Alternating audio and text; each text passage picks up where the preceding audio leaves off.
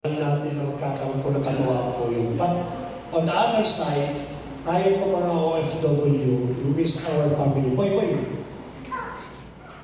Ilang na? O patisin na. Isa lang. Yan, tama. Yan na. Mahirap kasi tayo mga OFW. We are very far from our family. Yun po kasi reality.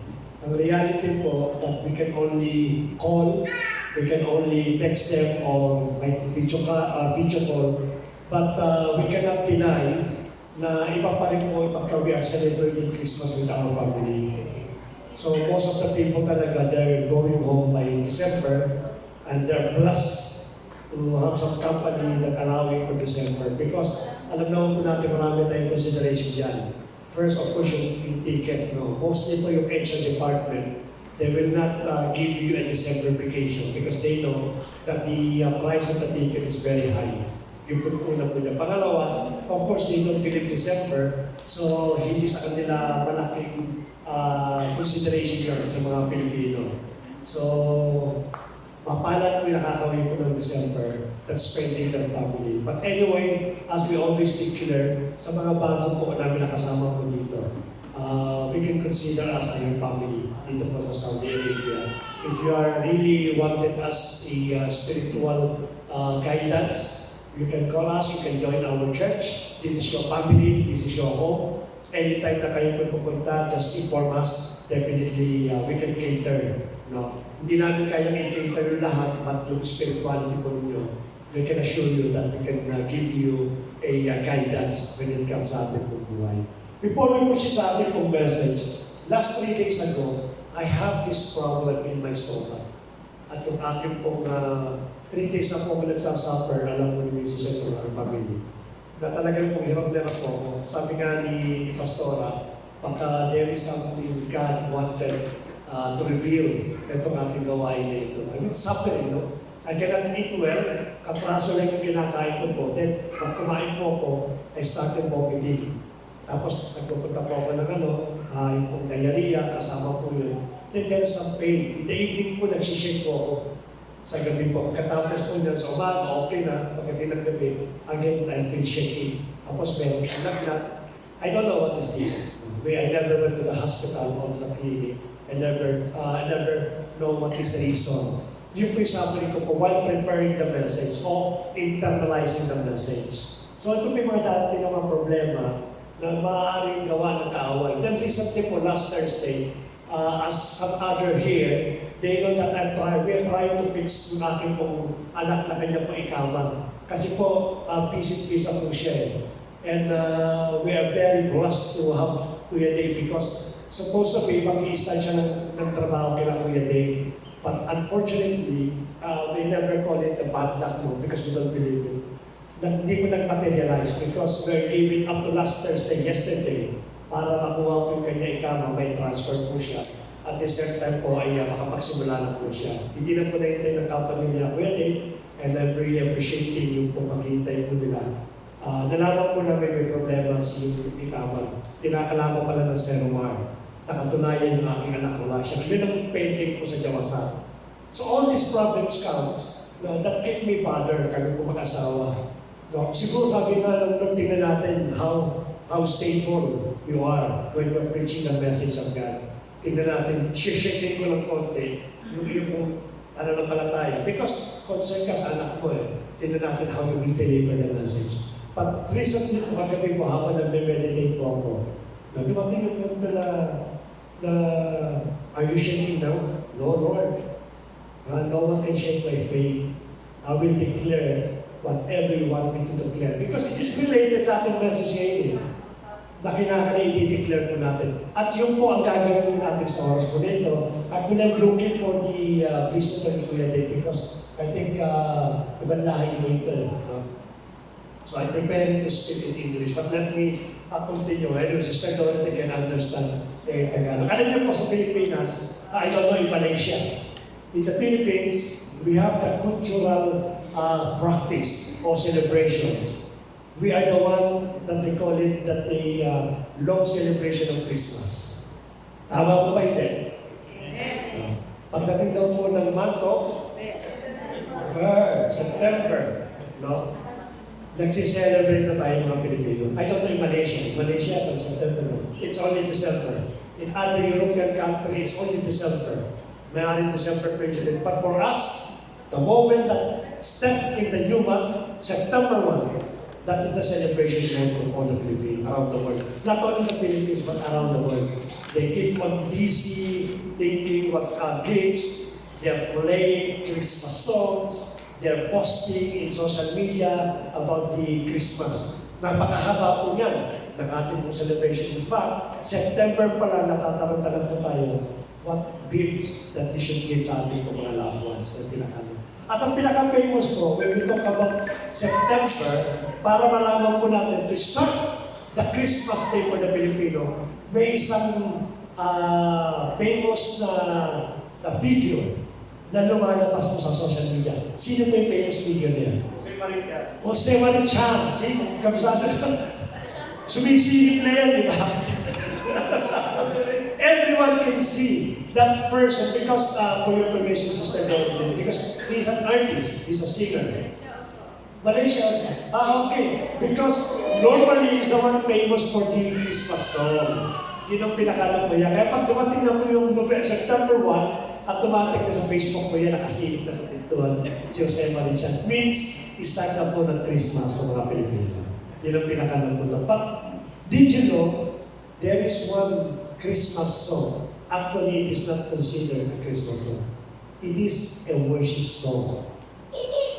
But because the lyrics, the message of that song, it is related to the birth of the Lord Jesus Christ.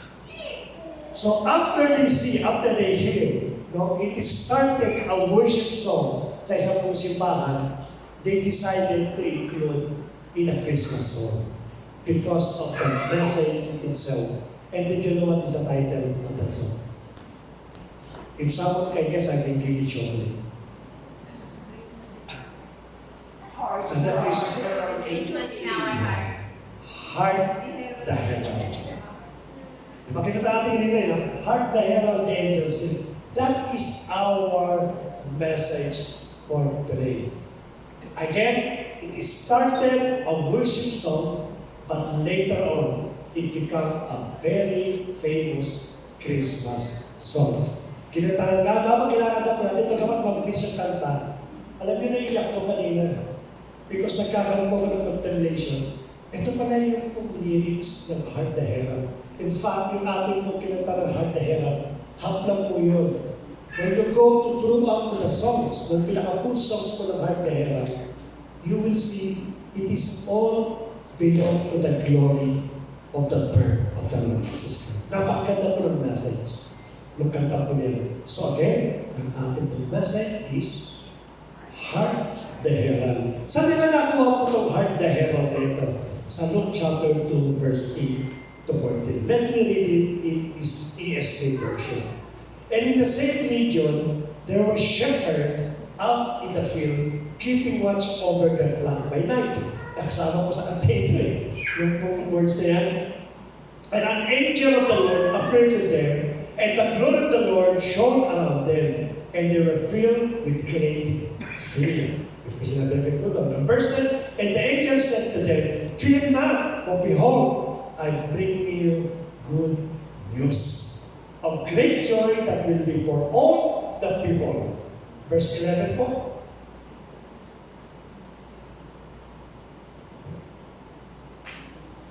For unto you, sa atin daw po, no? During that time, he's talking about the shepherd. But now, he's talking to every one of us. For unto you is born this day in the city of David a Savior who is Christ the Lord. And this will be a sign for you. You will find a baby wrapped in swaddling clothes and lying in a manger. And suddenly there was with an angel a multitude of the heavenly host, praising God and saying, glory to God in the highest, and on earth peace among those with whom He is pleased. Alam niyo ito, eksena, purihin po ang Panginoon sa kanyang mga salita. Alam niyo ito, eksena ito, when the angel is proclaiming the incoming birth of the Lord Jesus Christ, the angel doesn't know what is really happening doon sa Bethlehem. But what they know from the message of God, that there will be a Savior to be born during that time. And suddenly, habang nagsasalita ito ng angel nito, ang sabi mo sa verse 13, and suddenly, there was with an angel a multitude, the heavenly host. They start praising God. Why? Because during that time, the Lord was born. Pinanganak na po. Kaya nagulat mo angel na ito, bakit nagkakanta? Ipinanganak na yung Savior. Yun ang pinakalit po doon. Imagine po nyo, the heavenly host. No? The multitude. Pag sinabi natin multitude, marami po yan.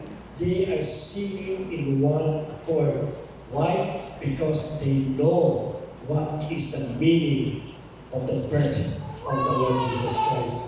Sa atin po minsan din natin natin. Pero kayo na po, naiyak po ako sapagkat for so many years, you will celebrate Christmas. Not only you, but for me also. I've been celebrating Christmas thinking it is about gift. It's about new clothes. It's about a new dress. It's about a new shoes.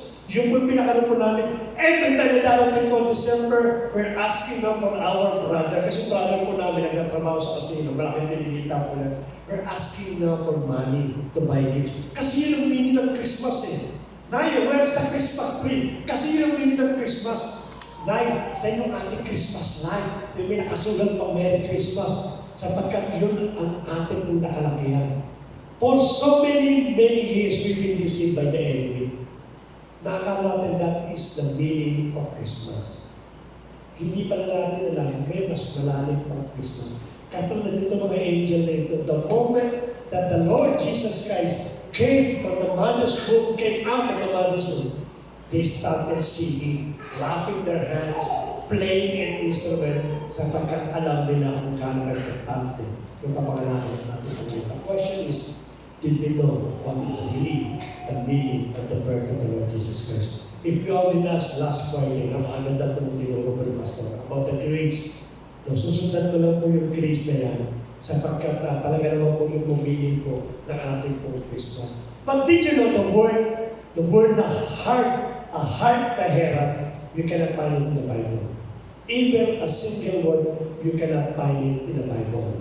And many sectoral, denominational, sectarian, mga extremists, they say that if it is not part of the Bible, if it is not written in the Bible, therefore, we cannot never use it sa Christian gospel. Bawal daw po gamitin.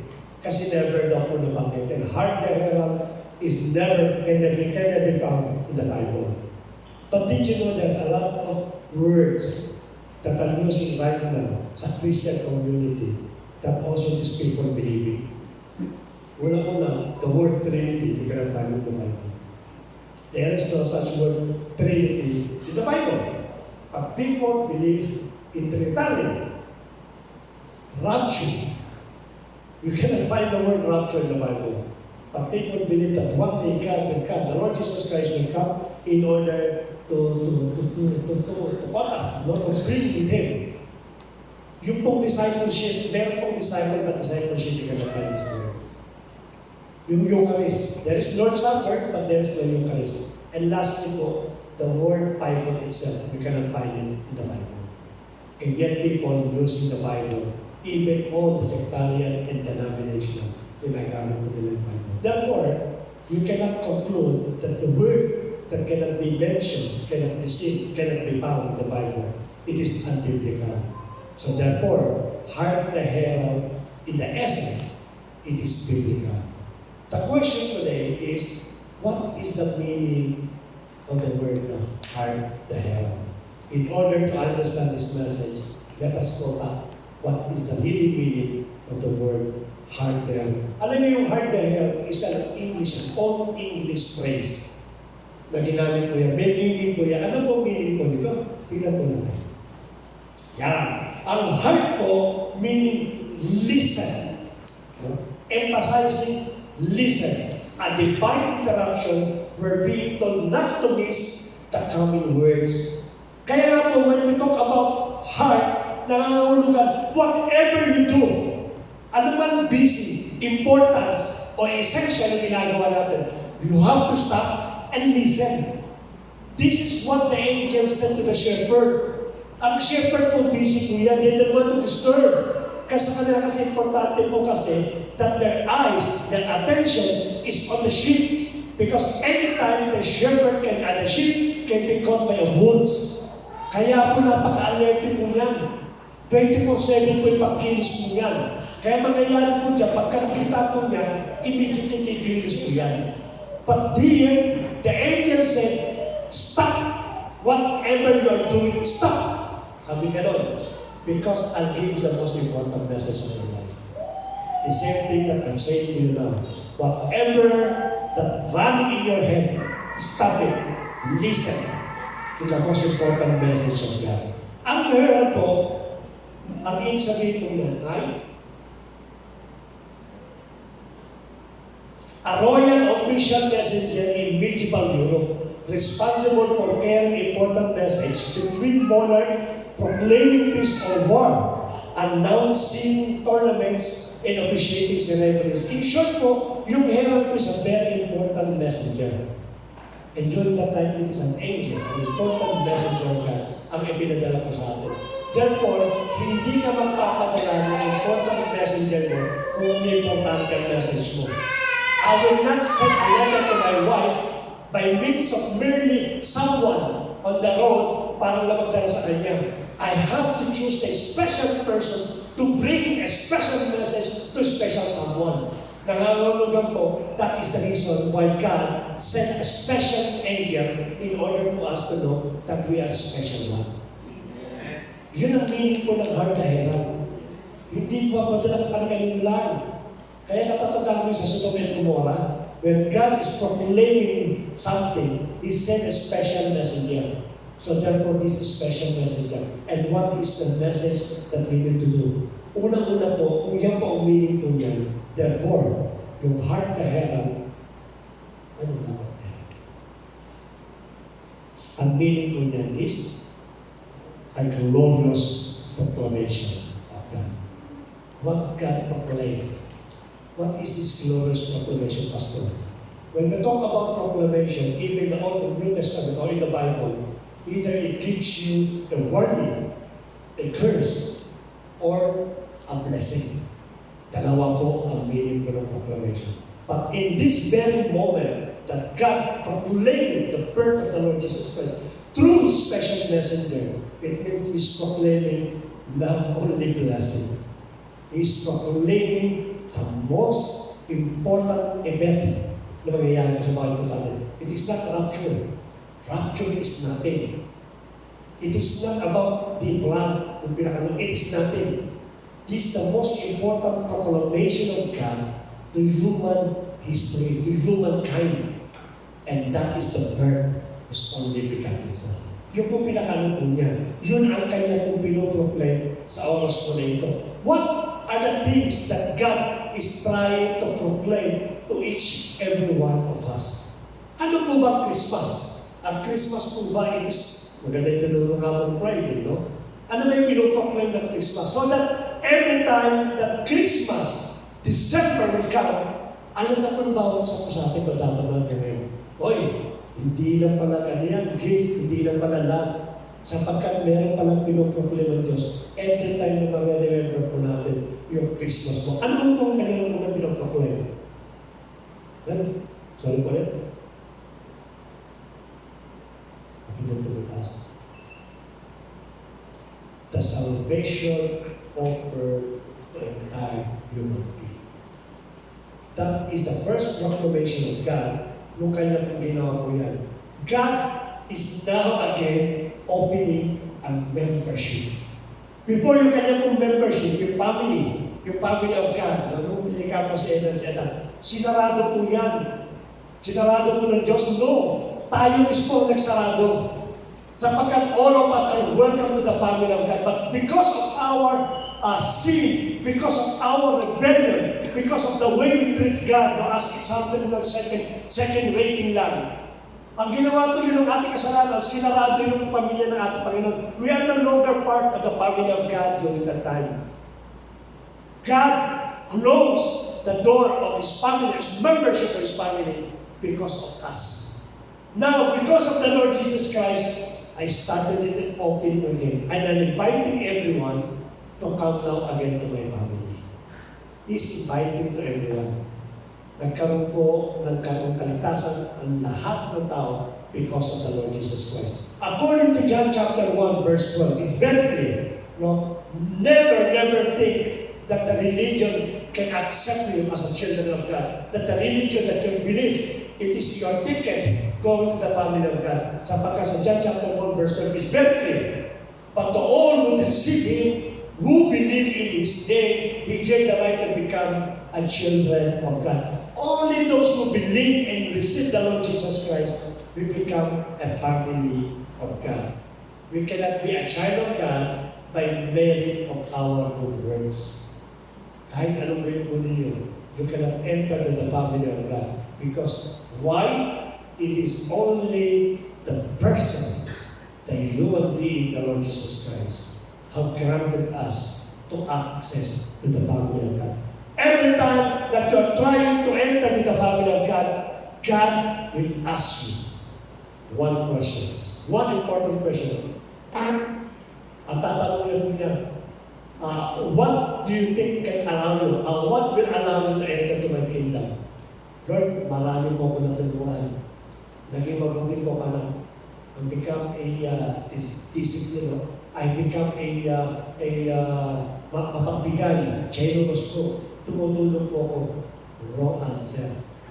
Lord, marami na po akong nagawa ng mabuti. Wrong answer. The only thing that you can come to my family is only to my Son, the Lord Jesus Christ. It's been given 2,000 years ago. But you miss po ninyo yung gift na supposed to be tatanggapin po natin. Being a children of God is not automatically. Pinanganak po ako Kristiyano, Pastor. Lumaki po ako sa simbahan. Lumaki po ako ng lagi pong kasama nyo. It will not give you the correct answer. The only answer in order to get inside the kingdom of God is the Lord Jesus Christ. The moment you are about to enter to the kingdom, to the family of God, sasabihin ko lang nyo, I have the Lord Jesus Christ. Yun po ang tama pong sagot. Christmas is a reminder for us that we need Jesus Christ as the atonement of our sins. Yun po ang kinakailangan po natin. Man cannot be justified by being good alone. Yeah. We can be a man's pleaser. We can be a good person. But definitely, we cannot be a child of God. It is a two different issue. Good person is another issue, but being a child of God is another issue. Then let us remember, are we really a child of God? Are we really have exaltations? Alam niyo po, madali po sabihin po yan na ako'y Kristiyano. Bakit po? Sapagkat lagi po kasama ng Friday sa GBGN. Lagi po ako nagsisimba. Lagi po akong kasama ng pastor. Pinagtigil po ng pastor na lagi kang sanggandigin na ganyan. It will not give you any ticket. Even gamitin yung may pangalan ko sa lahat sa sabi ng ating Panginoon. Sino pinabanggit mo? Hindi ko kilala yung pinabanggit mo. Hindi po, pastor. Ang Panginoon, marami po yung nabago. Marami din yung leadership mo yun. Marami po naging leader ng iglesia na yun. I don't know that person. I know only one person. And that is the Lord Jesus Christ. Kaya, let us examine ourselves. Bagamat ang Christmas is celebration, but it's also a time for us to contemplate. Nasa na ba tayo? Ano na ba yung ating kalalagayan? Are we really accepting the Lord Jesus Christ? The gift that was given 2,000 years ago. Alam niyo po bakit po kinakailangan natin ng kaligtasan? Because Isaiah 59, Isaiah chapter 5, 59 verse 1 to 3. Behold, the Lord's hand is not shortened, that it cannot be saved, or His ear dull, that it cannot hear. But your iniquities, our iniquities, have made a separation between you and your God. Yun po dahilan kung bakit po tayo separate. Kinakailangan po natin na mawala ng kasalanan dahil sa Lord Jesus Christ. And your sins has hidden His face from you so that He does not hear. For your hands are defiled with blood, and your fingers with iniquity. Put your lips on spoken lies, your tongue mutters wickedness. Ganito pong illustration po niya. Okay. Hindi po makatingin ang ating Panginoon because of our sin. Salvation requires perfection. If you don't want the Lord Jesus Christ to save you, kinakailangan po natin magkaroon ng perfection. Pakitaas po rito sinong perfect. Now, by your own self, if you don't know, if you know that you are not perfect, therefore, you need the Lord Jesus Christ. Because the Lord Jesus Christ is the one that makes perfect. Siya po yung perfect. Ano po na nakikita niyo? Remote control. Okay? Pag inilagay niyo po dito sa likod, ano po makikita po niyo? Laptop. You cannot see the remote control anymore. Why? Because it's been covered by the laptop. Every time that we committed sins, either by the devil, by yourself, or by someone na kinokondem kayo. Nakita mo ba yan si Manny? Ganyan yan. Isa lang ang sasabihin sa inyo ng Diyos. When you have the Lord Jesus Christ, I don't see whose money you're talking about. Ngayon, yung kung alam niyo na, no? Yung mga kaaway, madali yung magtuloy. Ayan, Kuya Man, hindi mo nakikita yan. Yan, ng pagsalita, ganit mong salita yun, nakakapanakit siya. Ito talagang marami po siyang tinuturo kay Kuya Man. When God will look at that person, whose man is this? I don't see money, but I see Christ in his heart, and that is my son. See, every one of us, it is God can see us. It is the Lord Jesus Christ. No one can condemn. Kaya sabi na ating Panginoon, there is no condemnation in Christ Jesus. Why? Because you cannot condemn a perfect person, and that is the Lord Jesus Christ. And it's inside of me. No? Well, Pastor, nagkakasala ka pa, nagsisinungaling. Tama po. Minsan yung mga joke ko yung mga lang, Pastor, may ibang nagka-out of the line. Tama rin po yun. Wala po lang tayo, no? Minsan nakakapagsinungaling ka sa trabaho mo, o sa mga asano mo. Minsan nakakapag-cheat ka pa. Tama din po yan. But doesn't mean that I am not a child of God. Because it is the Lord Jesus Christ that is with me. But it is not our ticket to commit sin. Tandaan po natin, kinakalaman po natin ang ating Panginoon. The first lesson or the first proclamation of God in December, in Christmas, it is the salvation of the entire family, human race. It is up to us now to accept these gifts. The gifts cannot be yours. Katulad ng mga gifts nito, no? May mga pangalan po yan. All pangalan natin. Pero you cannot receive the gifts unless personally you claim the gifts. Right? The gifts will remain gifts unless you claim it. Salvation remains salvation unless you receive it. Hindi po pwede pong iniisip lang po natin, kinakailangan natin tanggapin yung kaligtasan na alam po ng ating Panginoon. That is the first proclamation po ng ating Panginoon. I say it.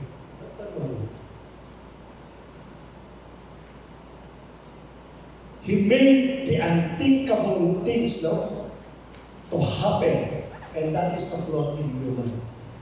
Imagine po ninyo, isang Diyos, because of so much love, so much desire and passion, nagkatawang-tawang yan para lang kapatid mo tawag sa kasama. Yan tayo kamahalan natin po. Kaya kayo naiyak mo kayo, sabi ko naalala ko yung ginawa mo ng araw. For so many years, we celebrated Christmas na na-atsyupera pala yung celebrant. Yung celebrant pala, pinaupo mo na sa gilid. Hindi ko pala napapansin. So it's about time to return back what is the true meaning po ng ating po Christmas. And that is our salvation. Be thankful. Pangalawa po, dalawa lang po ito. Yan, the restoration po ng kingdom po ng ating pong Panginoon. Now, if you try to see the message, the main message ating Panginoon about the parables. Maraming parables na yan eh. No? The hidden treasure, the pearl of great price, the household treasure, the yeast, the mustard seed, the parable of the seed growing, the parable of the net. All this parable is about the kingdom of God. The kingdom of God is at hand. The kingdom of God is coming. Madalas po itong pinoproblem po ng ating Panginoon sa Kristo. He is not proclaiming about the church. You cannot hear from the mouth of the Lord Jesus Christ kung ano yung church. The only thing that you can hear in the church, it is to get Peter. Upon this rock I will build my church. But mostly po, the message of the Lord Jesus Christ is about the kingdom. A major message of our Lord Jesus Christ emphasizes God's proclamation of earth. It is not a new kingdom, but it is a restoration of kingdom. Bakit po Pastor i-restore? Kasi po, na-stop, temporary in-stop o hinod yung kingdom po ng ating pong Panginoon. Sa ating mababasa po yan. Yan. But the thing displeased Samuel when they said, "Give us a king to judge us." And Samuel cried to the Lord, "Lord, nagre-reklamo ito, nireject nila ako bilang propeta." No? Ang sabi nila, bigyan ko sila ng hari, ano bang gagawin ko dyan? Ang sabi ng ating Panginoon, ang sabi ng ating Panginoon Petro, "They have not rejected you, Prophet Samuel, but they rejected me from being king over them." Sinara nila yung kingdom of God. Sa magitan ng pagpili po nito mga tao ito na iwanan yung government ng ating Panginoon. They wanted to establish their own government. Why? Because they feel nasasakal kami, Samuel. If God is our king, nasasakal kami, hindi ba kailan tayo? We are just with them. Ayaw natin pasakal. Ayaw natin God rule in our life. By words, yes, and sabi na, "Oh, we love you, God. Oh, you are our King of Kings, you are the Lord of Lords." That is merely the slip of your tongue. But your life shows completely different. Right? Every Friday, God has a need. Tinuro natin po yan eh. Yung kung Sabbath day. You have an appointment with God for one day. But what are you doing? Nothing. As if na parang lumalagpas na po yung pong Friday. That is your appointment to Him. That is your date. Nung may date ka sa atin ng Panginoon, pero hindi mo siya ginagawa. Therefore, hindi mo nangyayari yung kingdom po natin. Nire-reject natin yung kingdom po na yun. No? How about your personal devotion? Your prayer, your prayer, your devotion natin, Bible reading, meditating the Word of God. How's your life? Diba it is completely rejecting the kingdom of God? Nire-reject nyo natin, katulad ng mga tao na bakit? Ayaw kasi sinasakat ng tao yan. They don't want to shock. They don't want someone order them to do what they need to do. Kaya minsan po, nalalaman po natin, pagdating po ng Friday, kaya tapos yun kayo I'm sorry to tell this one again. No? Maraming po sa atin ang festival. Alam niyo po, I'll give you one good example. Bagaman natin lang may also theory. Let me include this message. No? Ang sabi nila, when you're working in the evening shift, pagdating sa umaga, ang tendency, pagka-Friday, patin po kayo, nakakatulog. So, tingin mo naman ako. So, night shift kasi ako galing po ng night shift. Pagdating sa ang tendency, papunta ko yung katawan. That is a complete lie. Completely. Gamitin nyo lang medicine or psychiatrist, that is completely lie. I'll take my life. Ako po, nag-duty po ko ng 24 hours. Kasi po, ang trabaho ko ng araw, 12 hours sa gabi, at meron kami isang supervisor sa umaga, 12 hours sa umaga. Pag nag-absent yung 12 hours sa umaga, walang magawa kundi to stay. Because yung operation without supervision, it will not run. So nag-stay po ako. Nag-duty po ko ng 12 hours. Alam ni Pastor ko yan kasama sa baho. I never sleep in the evening. Napaka-active ng aking mind. Because nasa security kami, kaya lahat niya iniikot ko. Never na yung tutulog kaya, yung mga papetik-petik nakakatulog pa for me, no? Of working 12 hours without sleep. So I have to extend again 12 hours without sleep also. Ang sabi ng aking kernel na amo, sabi niya, Mr. Kapasi, sleep mga 30 minutes. No, sir. I have focus on my job. You know what is the difference? If you are interested in something, even though it is 24 hours, you will awake your mind. But if you are not interested, yung mga sabihin, Pastor, kasi naantok na ako, nag-duty ako, because you are not interested in the Word of God. And that is the reason why you won't sleep. That is the reality. Now, I'm not saying na, kaya tama sabi ko ni Deacon, ni Elderman, if you are not interested, matutulog ka talaga. I'll give you more example. Again, so maybe dagdagan ko na ako 5 minutes. I'll give you good example tingnan po ninyo, pagkatapos ng service, this reality. Pagkatapos ng service, kainan, happening, yung tutulog-tulog kaya, totoo, ang sigla-sigla. Bakit po? Pagkatapos kumain ng joke na sila, kasi po yun ang interest niya.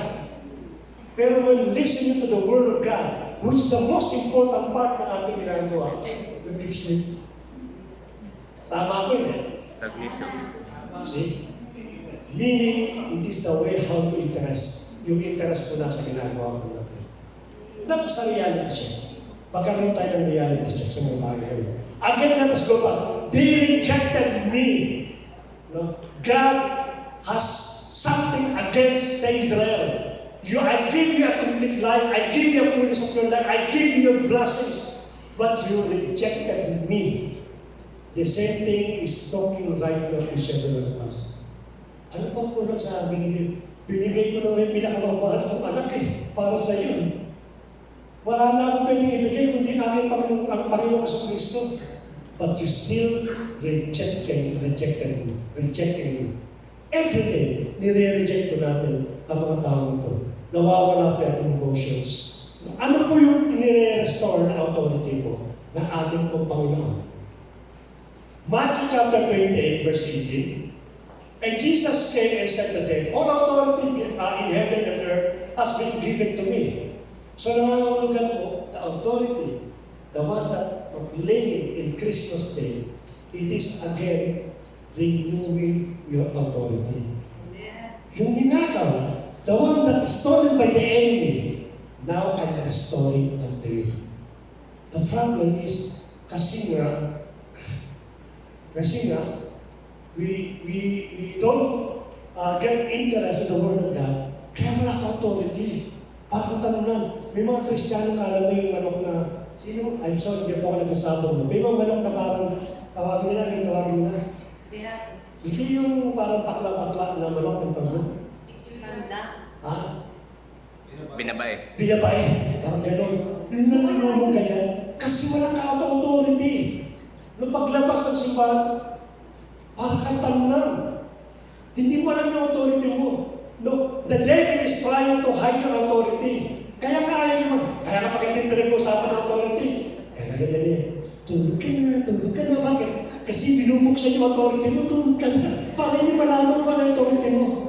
Kaya nangyari, pag pinag-usapan to, kaya ano ang authority natin? Natulog ka kasi. Hindi mo alam kung yung authority binibigay o yung restaurant pa naman sa'yo. Kaya nangyari ito, kada ng problema ka, parang nalulugo-lugo. Hindi mo kayang i-declare sa sarili natin. Ang sabi ng Panginoon, binigay niya sa akin. Actually, na-accomplish ko yung authority. Ngayon, ibinibigay ko naman ulit sa inyo. Ninakaw na ating kaaway. Uhubaran natin ang kaaway natin ngayon. When Christ claimed to have all authority in heaven and earth, He was declaring the fullness of the power on earth also as in heaven. Dalawang po yan. Dalawang real words of heaven and earth. With Christ, total complete ruling authority kung comes, dalawa po. The heaven and the earth. Pastor, yung heaven ba yung langit? May authority sa langit? Hindi po. When we talk about the heaven, that is the spiritual world. When we talk about the physical world, that is the earth. Yun yung authority ibinigay ko sa inyo. And that was stolen during the time of Adam and Eve. Now I'm giving to you, I'm restoring you. Ito po ngayon ang meaning po ng heaven. And let it speak po. All spiritual beings, good or bad, angels, devil, evil spirit, it is not under my authority. I can trample even Satan under my feet in the name of the Lord Jesus Christ. And because of my authority. Yung iba pagka nakakapanood, ay, takot dyan. Takot na takot eh. No? Minsan pagka yung binanggit yung si Satan, huwag mo babagin si Satan, baka pangyarihan niya, baka tayo niya. No, takot na takot ka. But did you know that even angels, I can command them in the name of the Lord Jesus Christ. Because that is the promise of God. Restoring your authority. Some angel send the message to my people. Send the gift to my people. And angels definitely will come in order to perform your authority.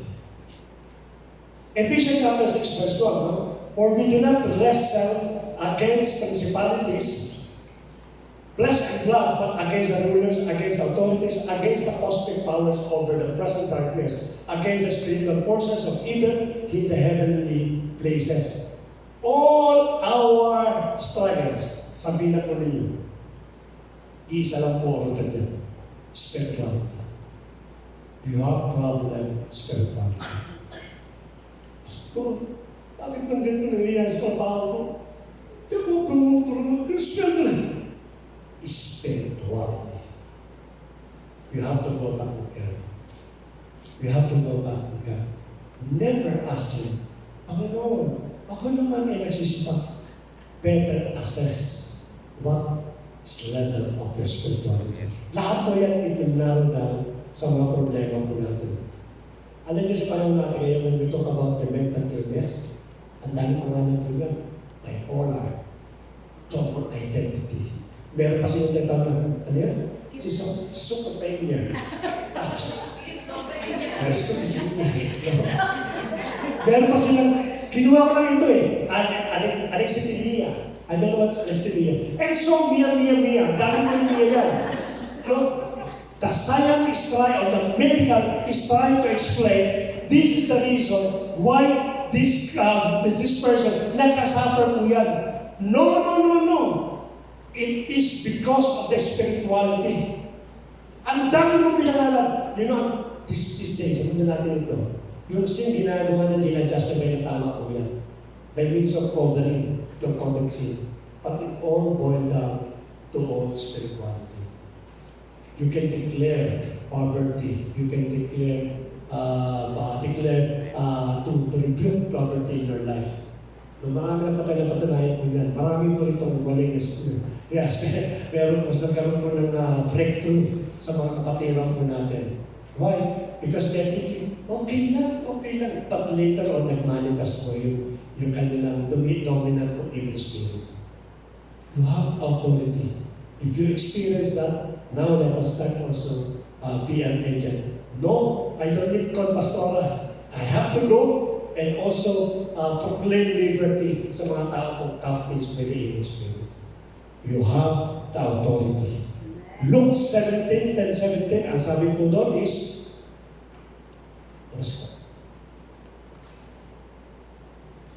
yeah. The 72 will rejoice saying, Lord, even who?